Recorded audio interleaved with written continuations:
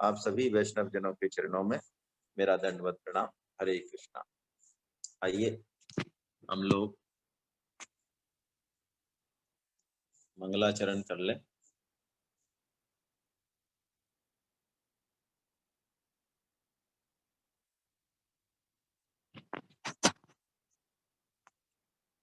नीलाम्बुज श्यामल कोमलांगम सीता समारोपित वाम भागम पाणौ महासायक चारु चापम नमामि रामं रघुवंशनाथम्। मूकं करोति वाचालं पंगुं लंघयते गिरिं यत्कृपादतमहं वन्दे परमानन्दं माधवम्। व्यासो वेत्ति सुको वेत्ति राजा वेत्ति वेत्ति नवा श्रीधरे सकलं वेत्ति श्री नरसिंह प्रसादता। निरपेक्षं मुनिं शान्तं निर्वैरं समदर्शनम् अनुव्रजाम्यहं नित्यं पूये ये त्यंघ्रिरेणुभिः।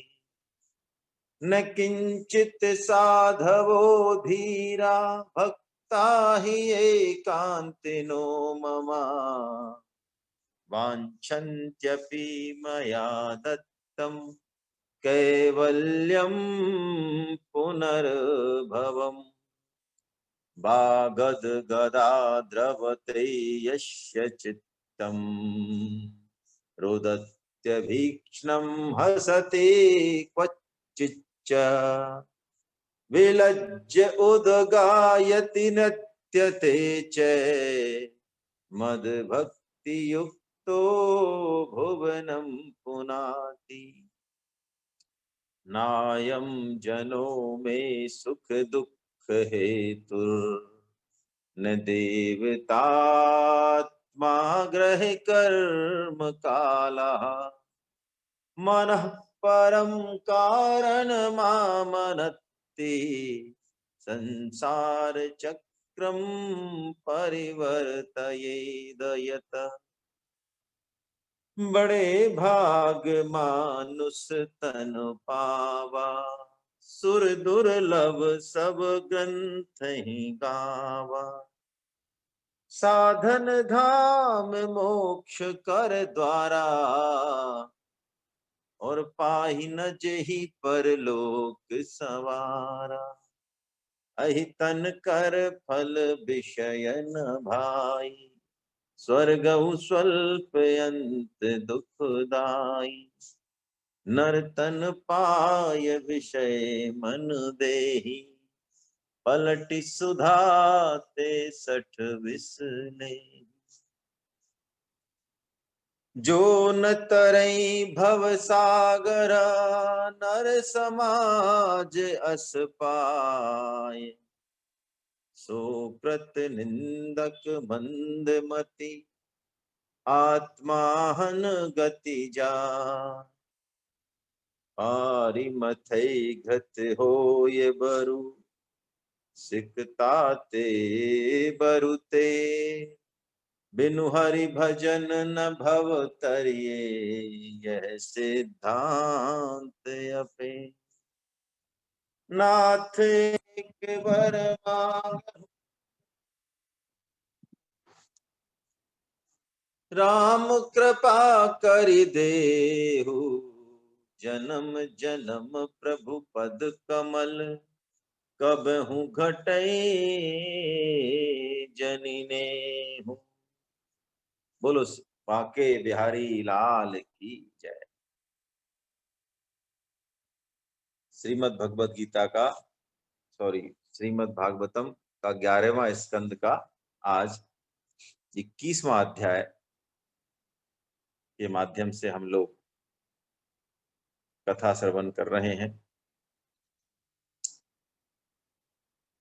कल एक बड़ा महत्वपूर्ण प्रश्न उद्धव जी ने पूछा भगवान से कि प्रभु, आपने ये कह दिया कि किसी वस्तु, व्यक्ति, पदार्थ में गुण और दोष देखना सबसे बड़ा दोष है। तो जब तक गुण और दोष देखे ही नहीं जाएंगे तब तक प्रवृत्ति और निवृत्ति कैसे होगी। दूसरा, गुण और दोष का जो विभाग है, जो विधान है, वो तो स्वयं आपने किया है, क्योंकि वेदों में गुण और दोष का विभाग है, विधान है, और वेद आपकी वाणी है। तो आप गुण दोष करना सबसे बड़ा दोष बता रहे हैं और गुण दोष करना अवश्यम भावी है। तो मेरे को ये भ्रम हो रहा है कि भेद बुद्धि रखें या नहीं रखें, और भेद बुद्धि से अभेद बुद्धि कैसे प्राप्त हो, यानी गुण दोष के बारे में आपकी क्या व्यवस्था है, ये उद्धव जी का प्रश्न था। हालांकि भगवान ने कल उत्तर दिया। ये प्रश्न तो परसों पूछा है उद्धव जी ने, है ना, और भगवान ने उत्तर भी दे दिया तीनों युगों के माध्यम से। और गीता का हमने एक श्लोक भी लिया 3.34, जहां भगवान इस बात को बहुत स्पष्ट रूप से कहते हैं, इंद्रियश्य अर्थो राग द्वेषो व्यवस्थितो तयो ही न वशम आगच्छेतो तो ही यश परिपंथन हो, ऐसा भगवान श्री कृष्ण गीता में कहते हैं। देखो, इस अध्याय को करने से पहले कुछ बैकग्राउंड हम बनाए, क्योंकि ये बड़ा ही सूक्ष्म और कठिन बात है ये समझना। कल भी हमने कुछ बात की थी, आज फिर करते हैं, थोड़ी देर बाद फिर हम अध्याय लेंगे जल्दी जल्दी।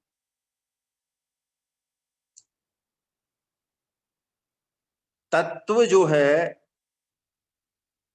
या हमारा स्वरूप जो है या भगवान का जो स्वरूप है वो निरपेक्ष है, सापेक्ष नहीं है। आप कहेंगे साहब हमारी समझ में नहीं आया, ये क्या निरपेक्ष और सापेक्ष है, ये क्या है। देखिए, सापेक्ष मतलब किसी न किसी का सहारा, किसी न किसी की तुलना से किसी का वर्णन।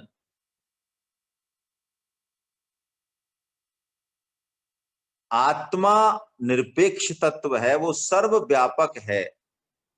अब जो सर्वव्यापक है, सब जगह है, अब बताइए उसका हम कैसे उसको समझ सकते हैं, कैसे उसका उदाहरण देंगे। क्योंकि मन, बुद्धि, इंद्रियां तो एक सीमित चीज ही तो देख पाएंगी, एक सीमित तत्व का ही तो विचार कर पाएंगी। जो तत्व निरपेक्ष है उसका विचार सापेक्ष तत्व कर कैसे सकता है। ये बहुत मूलभूत बात है, नए साधकों को समझ में नहीं आए तो भी थोड़ा समझने का प्रयास करें। और तत्व निरपेक्ष है और तत्व एक है, भगवत तत्व एक है, भगवान एक है। वो एक भगवान ही अपने संकल्प से अलग अलग रूपों में प्रकट हुए हैं। वही भगवान सृष्टि के रूप में प्रकट हुए हैं, वही भगवान स्त्री और पुरुष के रूप में प्रकट हुए हैं, वही भगवान जड़ और चेतन के रूप में प्रकट हुए हैं। यानी एक तत्व दो तत्वों में प्रकट हुआ, भास रहा है, भास रहा है, सत और असत। तो ये जो दो तत्व हैं, ये द्वंद्व ही वास्तव में गुण दोष का आधार है। गुण दोष की व्यवस्था इसीलिए की है कि हम इस द्वंद्व को मिटाकर उस एक तत्व का अनुभव कर पाए। वास्तव में तो तत्व एक ही है, सुख दुख जितना भी द्वंद्व है ना, वो कुछ है नहीं, वो भासता है बस हमको। आप कहेंगे ये बात जमी नहीं, जमाने की कोशिश कर रहे हैं। सुख दुख अलग है ही नहीं, मान अपमान अलग है ही नहीं, ये सब एक ही फैक्ट्री का माल है। हाँ, कुछ मात्रात्मक फर्क अवश्य है। अब मैं आपसे एक प्रश्न पूछूं तो आपको इसमें इन्वॉल्व होना पड़ेगा। अच्छा, कंबल सुख देने वाला है कि दुख देने वाला है? मेरे सामने सतीश जी हैं और मुरारी लाल जी गोयल साहब हैं और एक डॉक्टर साहब हैं अभिनव जी। कंबल सुख देने वाला है कि दुख देने वाला है? अब फंस गए आप। अब आप कहेंगे ये भी कोई प्रश्न हुआ? तो कंबल को यदि सर्दियों में आपको दिया जाएगा तो सुख देने वाला है, और अभी आपको कह दिया जाए कि ये जून के महीने में आप कंबल ओढ़ के रहिए, कोरोना बाहर से अटैक कर सकता है, तो वही कंबल दुख देने वाला है। अच्छा, बारिश, वही बारिश कुम्हार के लिए अप्रिय हो जाती है और किसान के लिए प्रिय हो जाती है। अच्छा, अपमान में और मान में क्या कोई शब्द ही तो है तो शब्द ही, और ये भी वही उसी से ही बने, उसी वर्णमाला से, कोई अलग से वर्णमाला तो है नहीं उनकी। तो अब हम इस बात पे थोड़ा टिकाएं ध्यान कि वास्तव में राग और द्वेष जो है ना, मान अपमान, ये द्वंद, ये हमारा माना हुआ है। जो चीज हमें सुख दे रही है हो सकता है अगले को दुख दे। हालांकि मुझे कहना तो नहीं चाहिए, लेकिन मेरे को उदाहरण याद आ रहा है, आप क्षमा कर दीजिए। अफ्रीका की कोई विश्व सुंदरी है, ठीक है, विश्व सुंदरी है, मिस यूनिवर्स है। अब अफ्रीका की जो भी वहां पे स्त्रियां होती हैं, कैसी होती हैं, भगवान ने जैसा बनाया उनको, ऐसे होंठ और ऐसे काला बिल्कुल रंग और बिल्कुल अजीब सा, तो उस विश्व सुंदरी से क्या हमारा कोई भारत का सामान्य व्यक्ति शादी करने को तैयार हो जाएगा? अरे उसको तो करोड़ों अरबों देखिए, और उस पे मरने वाले हैं करोड़ों अरबों। तो आप तो उससे, अरे आप तो उससे शादी करने को ही तैयार नहीं हो, वो तो विश्व सुंदरी है। देखो एक चुटकुला सुना देता हूँ चलो, क्योंकि थोड़ा सा बोरियत वाला है मामला आज। आपने सुना होगा, लेकिन सुन लें, इस परिप्रेक्ष्य में सुन लें, मुझे अचानक याद आ गया। एक बार बैंगन की सब्जी बनी तो अकबर को बहुत अच्छी लगी, तो उसने, अकबर ने कहा वाह यार बीरबल जी, ये बैंगन तो वास्तव में क्या सब्जी है इसकी। तो बीरबल ने कहा अरे महाराज, बैंगन की तो बात ही मत करो आप, ये सब्जियों का राजा है, देखो इसके ऊपर मुकुट लगा रखा है भगवान ने, छत्रपति है ये, और देखो कितना सुंदर चिकना चिकना है, इसकी त्वचा देखिए आप।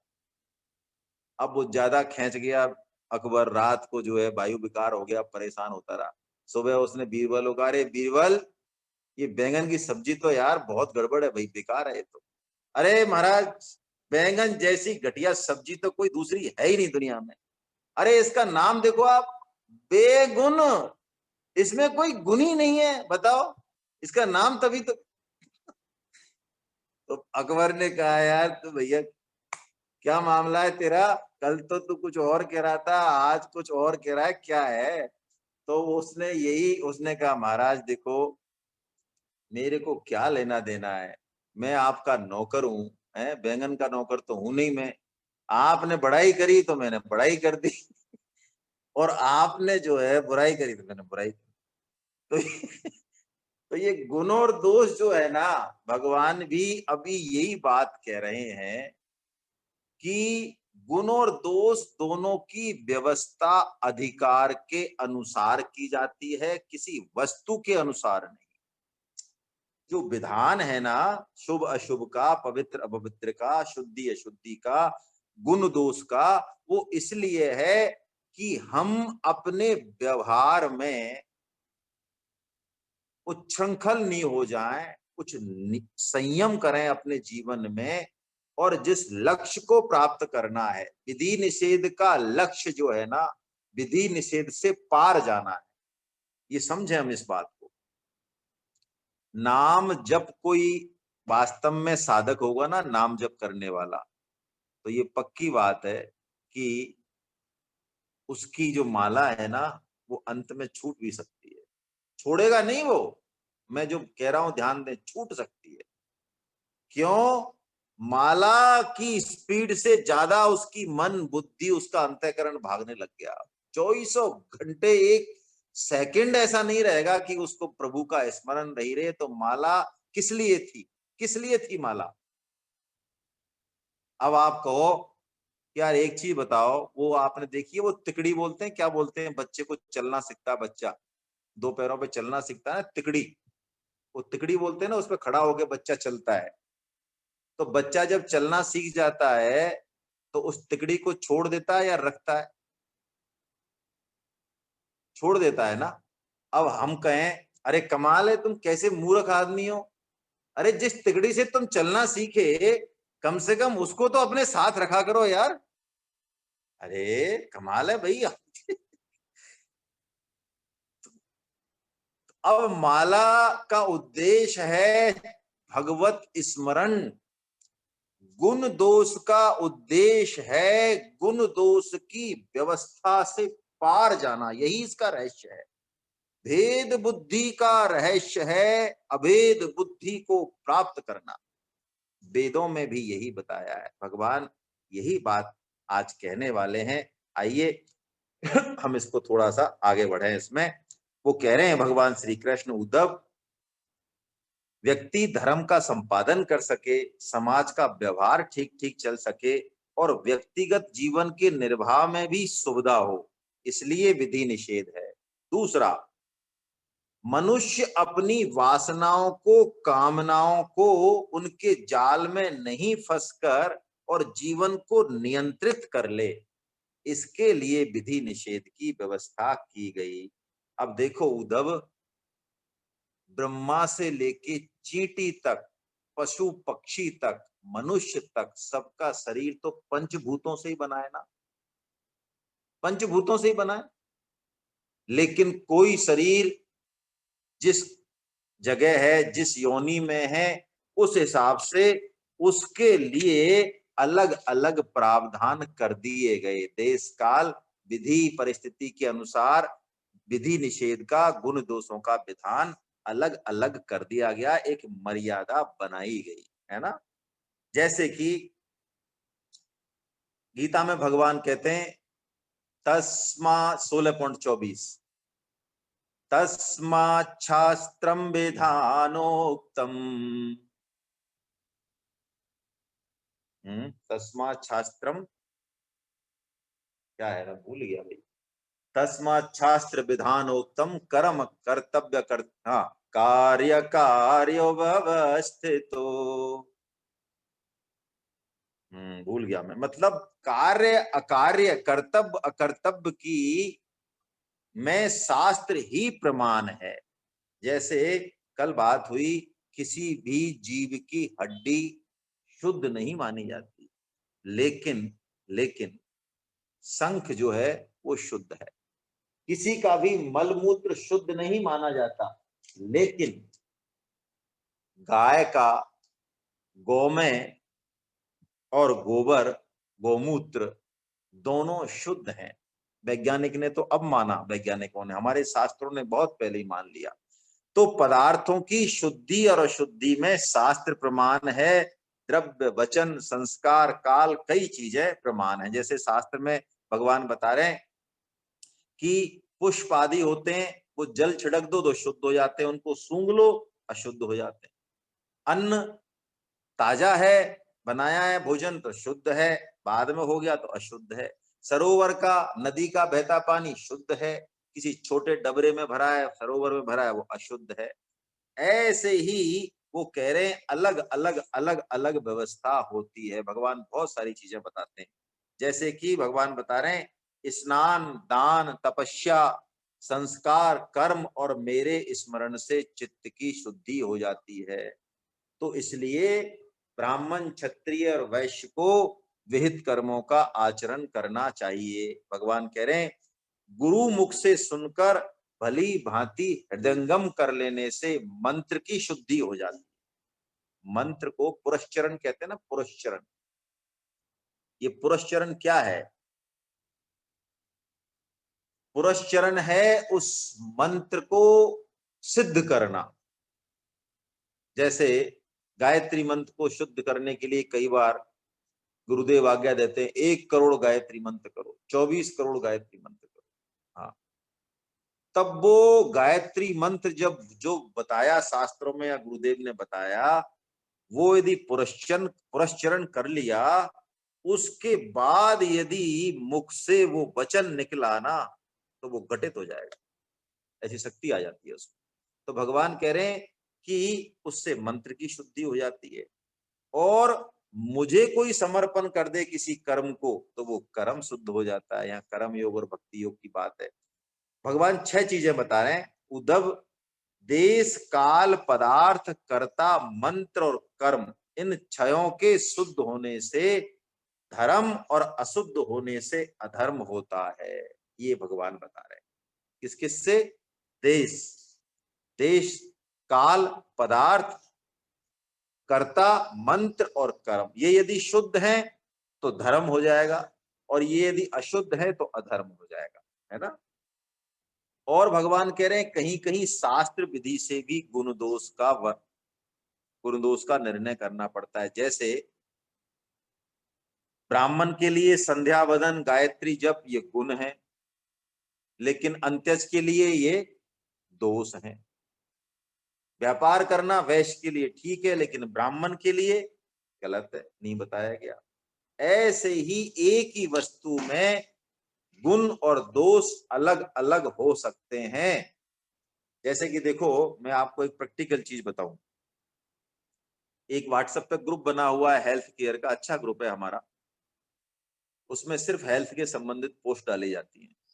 तो उस पर कल एक सज्जन ने पोस्ट डाली कि कोरोना की महामारी से लड़ने के लिए सिर्फ शाकाहार से काम चलेगा नहीं, और मांसाहार कोई गलत चीज नहीं है। यदि सभी लोग शाकाहार करेंगे तो दुनिया में त्राहिमाम त्राहिमाम हो जाएगा, सब लोग भूखे मर जाएंगे। ऐसा करके उसने मांसाहार और शाकाहार दोनों के समर्थन की बात करके और मांसाहार करने की मनुष्य को आज्ञा दी इस कोरोना काल में। तो रहा नहीं गया मेरे से, हालांकि समय खराब करने वाली बात है, फालतू की कोई मतलब नहीं है उसका, जवाब टाइप करो और 1 घंटा दो और कोई लेना देना है नहीं, लेकिन मेरे से रहा नहीं गया। तो मैंने उस महानुभाव से ये पूछा कि देखो, प्रकृति ने हमें एक स्वाभाविक वृत्ति दी है सबको, शाकाहारी की या मांसाहारी की होने की, और उसी हिसाब से हमारा सिस्टम बनाया है। हमारी आकृति, हमारे दांत, हमारी जीभ, हमारा पाचन तंत्र, हमारी वृत्ति, सब बनाया उस हिसाब से। मैंने उससे कहा, यदि शेर किसी बकरे को मार के खा जाए तो बताइए शेर को पाप या पुण्य क्या लगेगा? और एक हम बकरे को खा जाए मार के, तो क्या हमारे दांत इस तरह के हैं? क्या हमारी आंत इस तरह की है? और क्या हमारी वृत्ति इस तरह की है? नहीं। हम मांसाहार के पीछे अपनी जो भोग वृत्ति है, जो वासना वृत्ति है, जो स्वाद वृत्ति है, उसको छुपाने के लिए इस तरह के तर्क करते हैं। तो ये हमारे लिए दोष हो जाएगा, है ना। जैसे भगवान बता रहे हैं कि गृहस्थ यदि अपनी पत्नी का संग करता है तो उसके लिए दोष नहीं है, परंतु सन्यासी के लिए स्त्री की तरफ एकटक दृष्टि देना भी, अपने आप सामने आ जाए वो अलग बात है। देखना और दिखना, स्वामी जी कहते हैं इनमें फर्क है। देखना और दिखना, दिखने में कोई दिक्कत नहीं है, लेकिन देखना और फिर दोबारा देखना सन्यासी के लिए घोर पतन वाली बात है। तो भगवान यही कह रहे हैं कि गुण दोष की व्यवस्था अलग अलग तरीके से होती है। उद्धव जी, इन गुण दोषों का, गुणों का आरोप करने से वस्तु में आसक्ति हो जाती है। फिर उसका चिंतन होने से, जैसा गीता में कहा 2.62 और 63 में, ध्यायते विषयान पुंसै संगस्ते सुपजायते संगात संजायते कामा कामात् क्रोधात् उपजायते क्रोधात् भवति सम्मोहा सम्मोहा स्मृति विभ्रमा स्मृति भ्रंसाद बुद्धि नाशो बुद्धि नाशा प्रणश्यति। यानी विषयों का चिंतन करने से हमारा सर्वनाश हो जाता है। इसलिए हम गुण और दोष तो देखें, लेकिन मूल में इस बात को समझें कि मूल में तत्व एक ही है। जैसे देखिए, हमारी अधिकारता है, हमारी जिम्मेदारी है, हम ऑफिस के हेड हैं, परिवार के हेड हैं, हमारा बच्चा कोई गलत काम कर रहा है तो उसमें दोष देख के उसको रोकना हमारा दायित्व है ना। उस समय ब्रह्म ज्ञान का उपयोग नहीं करना है कि गुण और दोष सब बराबर है। नहीं, नहीं, यही बात समझा रहे हैं भगवान कि गुण दोष उस स्थिति तक पहुंचने के लिए हैं, लेकिन हम गुण दोषों में अपनी कामना के कारण गलत उसका अर्थ कर बैठते हैं, आसक्ति कर बैठते हैं। जैसे भगवान बता रहे हैं कि कर्म कांड की बहुत संस्तुति की गई, ठीक है, और कर्म कांड से स्वर्ग लोक के विभिन्न भोगों का वर्णन बहुत किया गया वेदों में कि स्वर्ग लोक में ऐसे ऐसे भोग मिलेंगे, ऐसी ऐसी अप्सराएं मिलेंगी, और ये सोमरस मिलेगा और वो मिलेगा। लेकिन भगवान श्री कृष्ण ये कहते हैं कि वेदों का जो कर्म कांड का वर्णन करने का जो उद्देश्य है वो लोगों को स्वर्गलोक या भोगों में फंसाना नहीं है। नहीं, वेदों की जो विधि है वो परिसंख्यात्मक है। क्या मतलब परिसंख्यात्मक का? कोई मांस खाने से नहीं रुक सकता, तो उसके लिए प्रावधान किया गया कि तुम अमुक अमुक जानवर का ही खाओ, अमुक अमुक दिनों में ही खाओ, और अमुक अमुक यज्ञ यागादि करके ही खाओ। इतना वो करेगा तो मांस खाते खाते खाते खाते भी मांस से उसकी विरक्ति हो जाएगी। वेद कहता है कि यदि सन्यासी नहीं बना जा सके निवृत्ति परायण, तो प्रवृत्ति परायण यानी ग्रस्त का हम आचरण कर लें। लेकिन ग्रस्त में पति पत्नी का जो सुख भोग है, वस्तुतः वो सुख भोग में फंसाना नहीं है, वो अन्य समस्त जो भी स्त्री या पुरुष हैं उनमें जो आसक्ति या काम भाव है उसको एक जगह केंद्रित करने की विधि है। इसको परिसंख्या विधि कहते हैं। लेकिन हम वेद के इस अभिप्राय को नहीं जानकर और हिंसा में, सुरापान में, इसमें लग जाते हैं। जैसे कि भगवान श्री कृष्ण उदाहरण दे रहे हैं कि बच्चे को कोई कड़वा गिलोय की औषधि दें, है। पहले बच्चों को चोटी से बड़ा प्रेम होता था, ये उदाहरण आते हैं ऐसे इसलिए। चोटी जो है बच्चों को बड़ी प्रिय रहती थी, मैया मेरी कब हूं बढ़ेगी चोटी, है भगवान श्री कृष्ण का भजन है ना। तो गिलोय का काढ़ा पिलाने के लिए बच्चे को कहते थे कि तू इस काढ़े को पी जाएगा ना तो तेरी चोटी बढ़ जाएगी, है ना। जो हमने बताया बर्फी में कुनैन की गोली, है ना, वो जल्दी समझ में आता है उदाहरण क्योंकि प्रासंगिक है। तो यही भगवान कह रहे हैं कि दुर्बुद्धि लोग जो हैं, कामना में आसक्त लोग जो हैं, वो वेदों का वास्तविक अर्थ नहीं समझते और उनकी पुष्पित वाणी से वो भटक जाते हैं। पुष्पित वाणी मतलब जो वेदों के कर्म कांड का स्वर्गलोक के फूल, स्वर्गलोक के भोगों का वर्णन कर रही है। ये बात बिल्कुल की बिल्कुल गीता में भी कही है। आपको देखेंगे 2.42 और 43वें श्लोक में, यामिमां पुष्पिता वाचम प्रवदन्ति अविपश्चिता वेद बादरता पार्थ नान्यदस्तिति बादना। क्या कह रहे भगवान? याम इमाम पुष्पिताम वाचम, वेदों में तो यही सुख की चर्चा की गई है, स्वर्गलोक की, ब्रह्मलोक की, सुराओं की, सुरापान की, अप्सराओं की। ये जो अविपक्षता यानी जो दुर्बुद्धि वाली लोग हैं, ये कहते हैं कि वेदों में तो यही है और कुछ इसके अलावा नहीं है। क्यों कहते हैं ऐसा? वो भगवान आगे कह रहे हैं 43वें में, कामात्मान स्वर्ग परा जन्म कर्म फल प्रदाम वो कामनाओं में आसक्त हो रहे हैं, वो स्वर्ग के भोगों में आसक्त हो रहे हैं, और ये आसक्ति, ये कामना उन्हें बारंबार जन्म और मृत्यु के चक्कर में ले जाएगी। वो क्रिया विशेष बहुलाम भोग ऐश्वर्यम गतिम प्रतिम, वो विभिन्न कर्म कांडों को, विभिन्न क्रियाओं को बस कामना पूर्ति का ही साधन समझ रहे हैं। तो हमको विधि निषेध इस तरह से नहीं करना है, ये भगवान हमको बता रहे हैं। भगवान कहते हैं यदि कोई वेदों का यही अर्थ समझेगा तो बस फिर यज्ञ यागादि कर्मों में ही वो मुग्ध होगा, तो अंत में उसे देवलोक प्राप्त हो जाएगा, पितृलोक प्राप्त हो जाएगा। और प्राप्त होने के बाद क्या होगा, जब वो पुण्य खत्म हो जाएंगे ना कर्म कांड के, तो उसका अधो योनियों में पतन होगा। तेतम भुक्तम स्वर्गलोकम विशालम छीने पुण्य मृत्युलोकम विसंति, भगवान कहते हैं ना 9.21 में, 20 और 21 में भगवान ने वर्णन किया।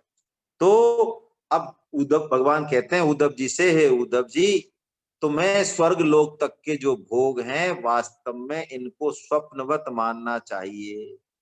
ये असत है, इनकी बातें ही मीठी लगती हैं। सकाम पुरुष इनको सुन सुनकर मन में अनेक प्रकार के संकल्प कर बैठता है, और जैसे व्यापारी जब तृष्णा में फंस जाता है ना, लोभ में, तो कई बार मूल धन को भी खो बैठता है, ऐसे ही कर्म कांड करते हुए साधक का पतन हो जाता है।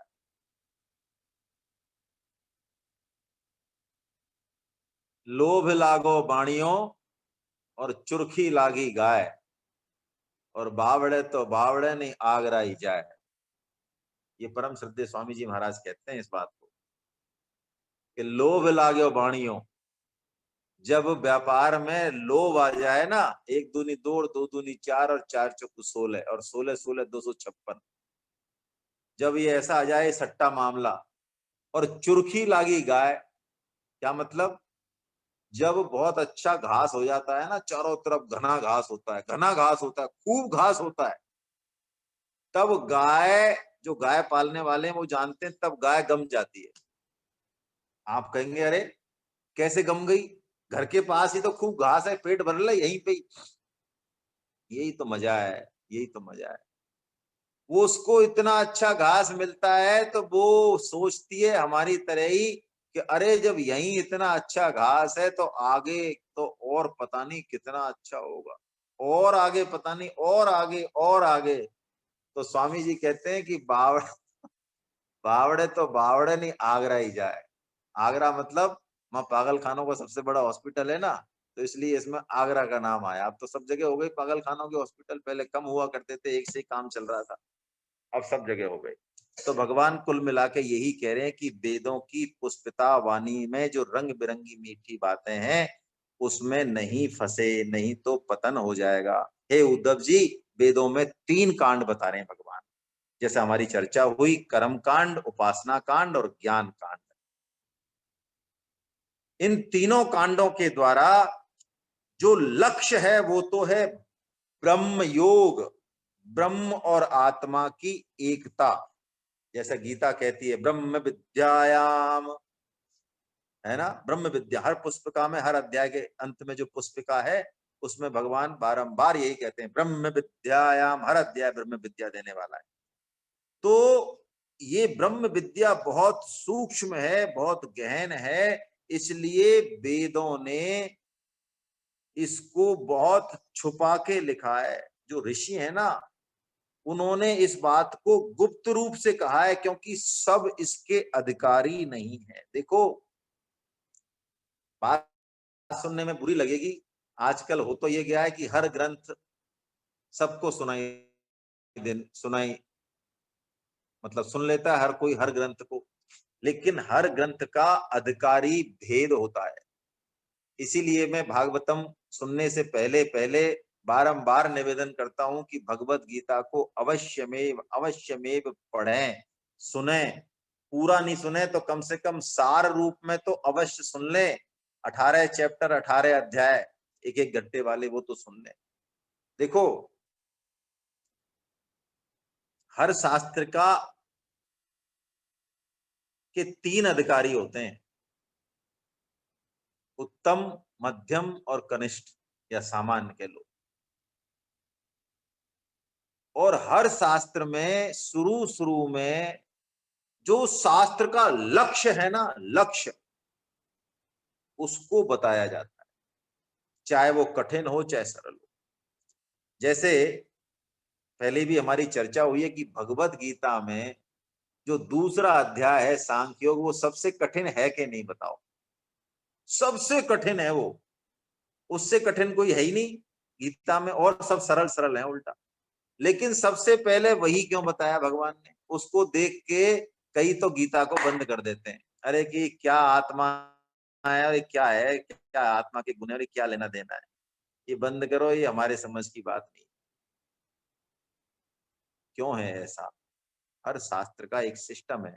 क्या सिस्टम है, समझे हम। वेद व्यास जी महाराज ने वेदों और उपनिषदों का बिल्कुल सार समेट के ब्रह्म सूत्रों में लिखा। 555 ब्रह्म सूत्र लिखे उन्होंने, ठीक है।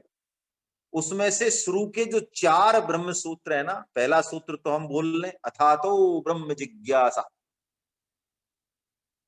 कहते हैं इन 4 सूत्रों में समस्त 555 सूत्रों का सार आ गया, कुछ भी नहीं बचा। लेकिन इनको कौन समझ सकता है? जो उत्तम अधिकारी है वह समझ सकता है। मध्यम अधिकारी के लिए और विस्तार किया, और सामान्य हमारे जैसे अधिकारियों के लिए और विस्तार किया। ऐसे ही पतंजलि के योग सूत्र हैं 192, उनमें से प्रथम 3 सूत्रों में सब कुछ आ गया। योग चित्त वृत्ति निरोध है, योग अनुशासनम, ये 3 सूत्र जो है।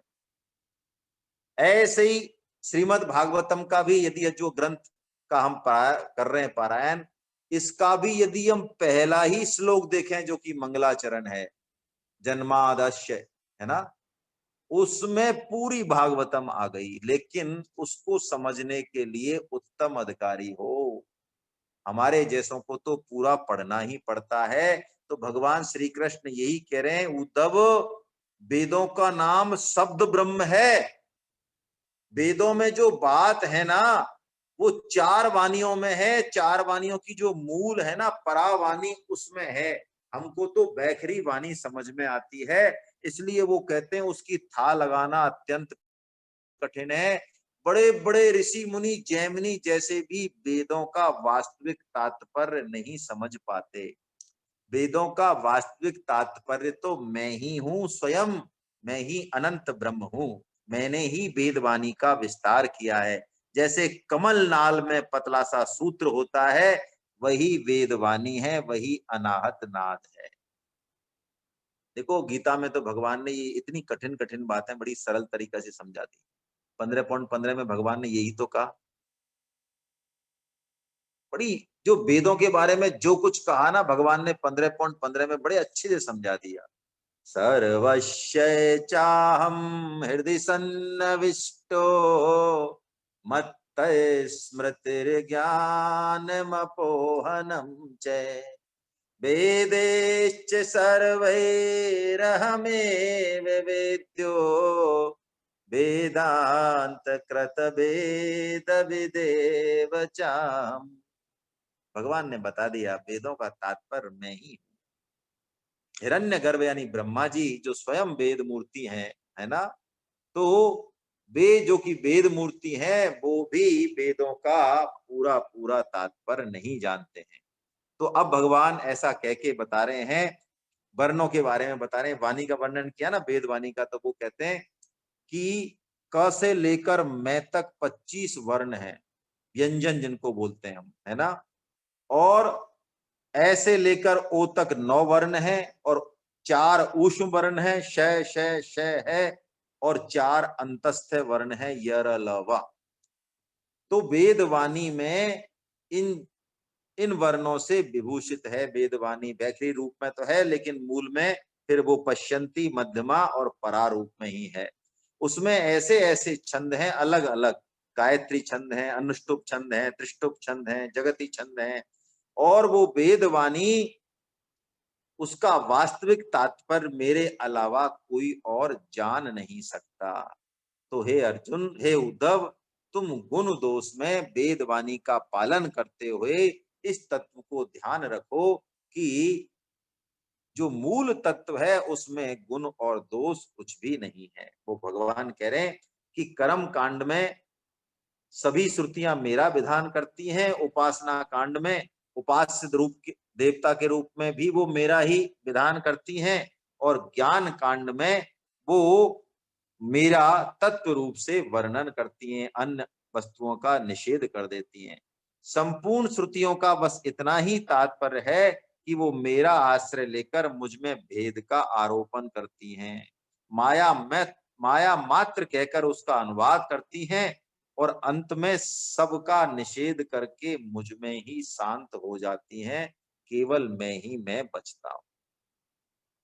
ऐसा कहकर भगवान ने गुण दोष का जो उत्तर था उद्धव जी का वो दे दिया। अब ये अध्याय इतने जटिल हैं कि उत्तर देते देते भी ऐसा लगता नहीं है हमको कि उत्तर दे दिया,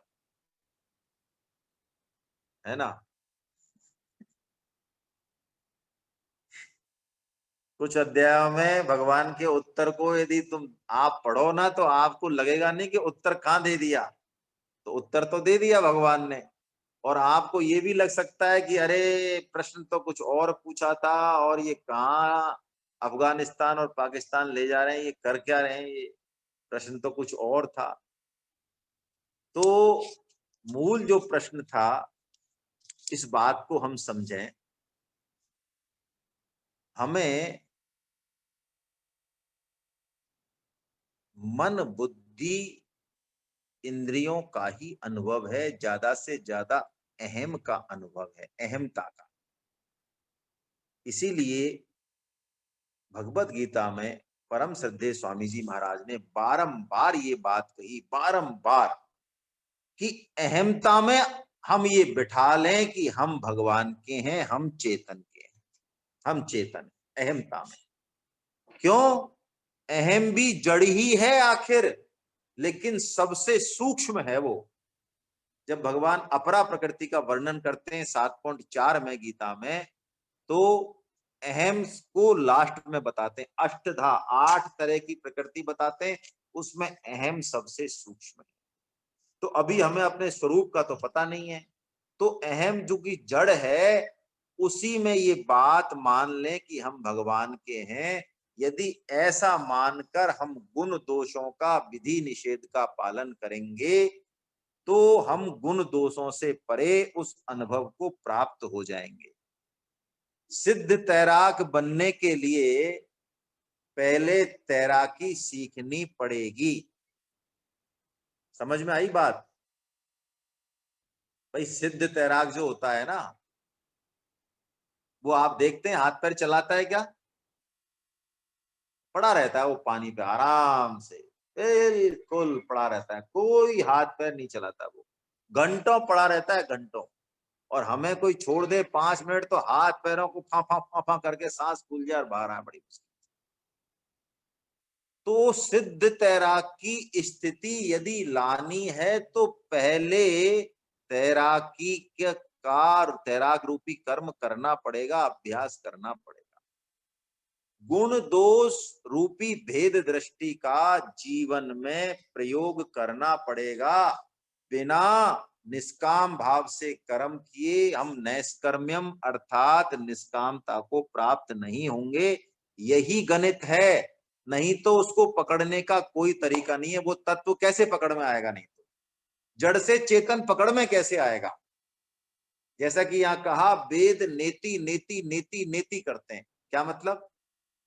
भगवान ये नहीं है, ऐसे नहीं है, ऐसे नहीं है, ऐसे नहीं है, ऐसे नहीं है। क्या ऐसे हैं? नहीं, ऐसे भी नहीं है। क्या ऐसे हैं? नहीं, ऐसे भी नहीं है।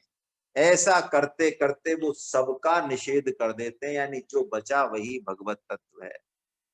यही गुण दोष रूपी व्यवस्था का मूल है, रहस्य है। समझ में आया हो तो ठीक है, नहीं तो कुछ प्रश्नोत्तर कर लेते हैं। मेरे को नहीं पता क्या चीज समझ में आई, क्या चीज नहीं आई, कहाँ कमी है। मैं तो अपने मन से ही जो है बकता रहता हूँ, है ना। आज हमारे आचार्य के एक ग्रुप बना रखा है, उसमें बड़ी बहस चल रही है वक्ता और वक्ता में। तो चलिए, किसी के मन में कोई बात हो, नहीं समझ में आए, तो मैं एक बात कह सकता हूं भाई, नहीं समझ में आए तो गीता का प्रचार 10 गुना कर दो। हाँ, गीता का प्रचार बढ़ा दो। यदि अभी तक मान लो 5-7 लोगों को ही फॉर्म भरे हैं, तो और बढ़ाओ और लोगों के पीछे पड़ो। लोग आपका फोन उठाना बंद कर दें, आपको देखते ही जिस गली से आप आ रहे हो रास्ता बदल दें, दूसरी गली में यदि टर्न ले लें, तो आप मान लेना कि आप गीता प्रचारक हो। हाँ, यही गुण दोष है बस, ऐसा मान लो। आप में दोष दृष्टि हो जाए उनकी, अरे ये भैया ये जेएमएल गुप्ता साहब आ गए, ये छोड़ने वाले नहीं है, चलो रे यार इनसे हटो, बचो इनसे। किसका फोन है? जेएमएल गुप्ता साहब। अरे मत उठाना मत उठाना मत उठाना मत उठाना मत उठाना। यही है असली काम, इसे मैं हंस के कहता हूं, लेकिन आप इसे मजाक मत मानो भाई। गीता प्रचार की रॉयल्टी आएगी ना, उस रॉयल्टी इनकम से ही शास्त्र समझ में आएंगे। ये शास्त्र कोई ए आ ई ई के अक्षर थोड़ी हैं जो समझ में आ जाए। अरे इन अक्षरों के बीच में, जैसा जोशी साहब समझते हैं, इंग्लिश के प्रोफेसर हैं वो, बिटवीन द लाइंस है शास्त्र। कहते कुछ हैं और अंदर कुछ और है मामला। तो जो अंदर का जो मामला है ना, वो बुद्धि से नहीं आता समझ में भाई, वो भगवत कृपा से समझ में आता है ना। तो करें गीता प्रचार। हमारे महावीर जी रोज आपसे हम सबसे निवेदन करते हैं कि भाई हमारे गीता परिचय अभियान को आगे बढ़ाओ। चलिए, मैं मुकुट बिहारी गुप्ता जी को अनम्यूट कर रहा हूँ। जी सर, आप अनम्यूट होइए। गुप्ता साहब। हरे कृष्ण सर। हरे कृष्णा प्रभु। सर संशय तो नहीं है, पर एक जिज्ञासा है कई दिनों से। जैसे ये गीता का उद्गम कुरुक्षेत्र में हुआ, जब अर्जुन विषाद योग में चले गए, तब भगवान श्री कृष्ण ने जो है गीता का उपदेश दिया।